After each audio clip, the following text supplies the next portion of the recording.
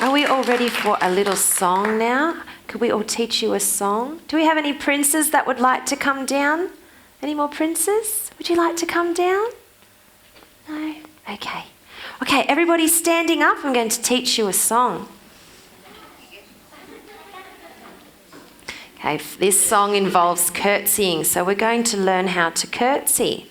So for those of you with dresses, you hold on to one side of it, and for those with pants, you can just pretend, okay? So we put one foot behind the one in front, and we bend and up. Very good. Let's try that again. And we bend and up. Very good. One more time, just to be certain. And we bend and up. Very, very good. Now for the prince's bow. So we have one arm in front and bend at the waist. Oh, you princesses are bowing like very good princesses. That's a good bow. Very good. Should we try that again? Bend. Very good. Oh, wonderful. Very good. Okay, now that we know how to bow and curtsy, we're going to have our song. So all the princesses listening, and I will teach you. There's actions to go, so you watch very carefully. I am a princess pure and true, with a pretty smile and a curtsy for you. Very good. Let's try that again. I am a princess pure and true, with a pretty smile and a curtsy for you. Oh, very good. One more time. I am a princess pure and true, with a pretty smile and a curtsy for you. Very good. Give yourselves a clap. Very good. Wonderful. Ready for the princes? You ready, strong, handsome princes? I am a prince, I am brave and strong. Riding my horse, I kill dragons all day long. You ready again? I am a prince, I am brave and strong. Riding my horse, I kill dragons all day long. Very good. One more time. I am a prince, I am brave and strong. Riding my horse, I kill dragons all day long. Excellent work. Very good. Very, very good. Okay, sitting back down, and we'll have another story. Okay. As soon as you know what this story is, you can give me a wink or a blink. You'll know what it is straight away, I think. You do? Okay, shh, don't tell anyone. Once upon a time, as a merchant set off for market, he asked his only daughter, whose name was Beauty, got it straight away, what she would like him to bring her back from his travels. Beauty said to her father, "All I'd like is a rose you've picked especially for me."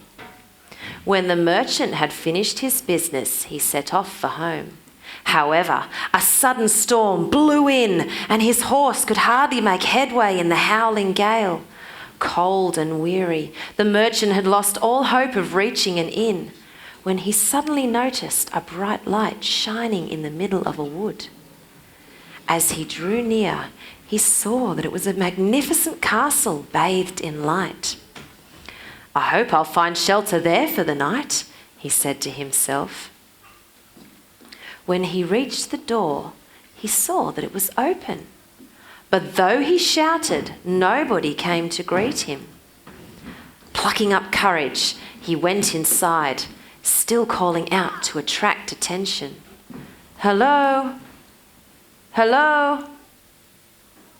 Hello?" But nobody came. On a table beside a huge fireplace with a crackling fire in the main hall, a splendid dinner with all types of baked meats, cakes, vegetables, pastries, fruits and cheeses lay already served on glistening silver platters. The merchant lingered, still shouting for the owner of the castle. "Hello?" But nobody came, and so the starving merchant sat down to a beautiful meal. Such a wonderful castle, he thought to himself.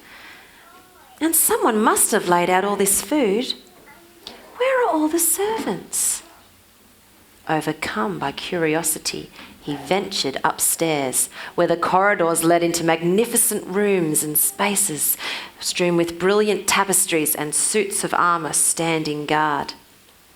The first room had a murmuring fire in the hearth, and the soft warm bed looked very inviting. The merchant was very tired and he could not resist. He lay down on the bed and fell fast asleep. When he woke the next morning, an unknown hand had placed a mug of steaming tea and some fruit by his bedside.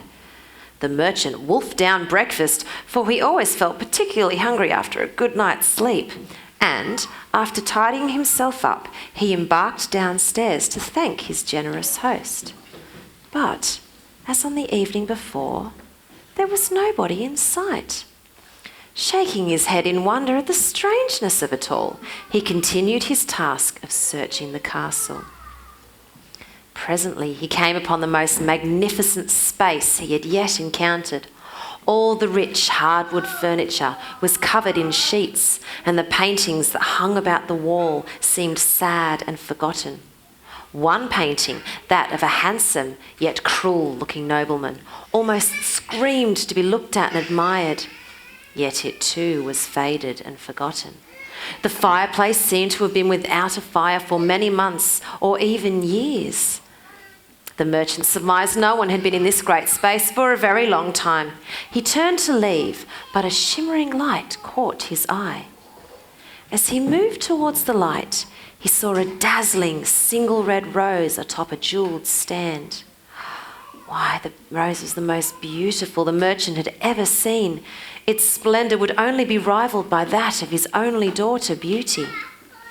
With that thought, he remembered his promise and stretched his hand towards the beautiful red rose.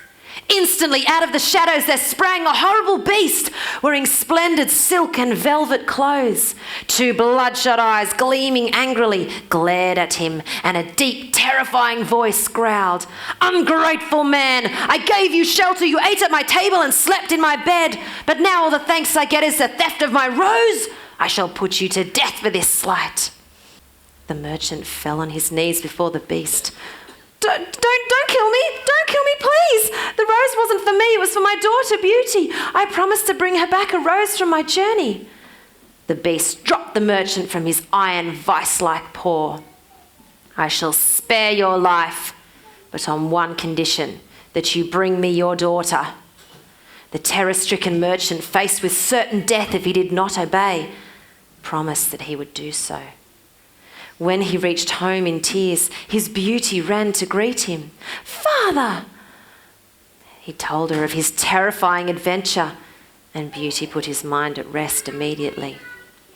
"Dear father, don't be afraid. You'll be able to keep your promise and save your life. Take me to the castle. I will stay there in your place." The merchant hugged his daughter. "No, my daughter, you mustn't go. The beast is horrible. We shall run away and never be found by him." But Beauty would have none of it. A promise is a promise. So Beauty was led to the castle. The beast, however, had quite an unexpected greeting for the girl. He was surprisingly pleasant, despite his gruff manner. Beauty was not to be kept in the dungeon, nor was she to be fed on bread and water, as anybody knows is a prisoner's fare. She had one of the finest rooms in the castle, with wondrous gowns and expensive shoes to wear and magnificent jewellery, and she sat for hours embroidering in front of the fire or reading the thousands of books in the library. Books about dragons and dwarfs, knights and knaves, great castles and hidden cottages, mystical gardens and magical fairies, faraway islands and beastly pirates, buried treasure and love's first kiss.